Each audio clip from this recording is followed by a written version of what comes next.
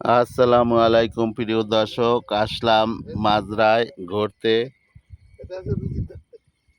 দেখছেন কত সুন্দর মরুভূমির ভিতর ছোট একটা ফার্ম। এই হলো আমার বন্ধুর ফার্ম। আগে রাজা হাঁস পালতো, লস খাইছে, এই জন্য আর পালবে না।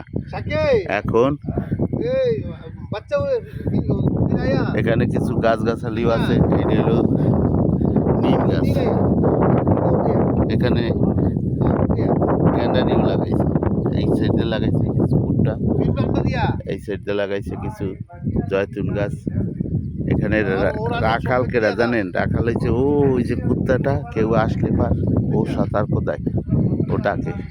দেখছেন ছোট একটা ফার্মের জায়গা, খুব সুন্দর ফার্ম।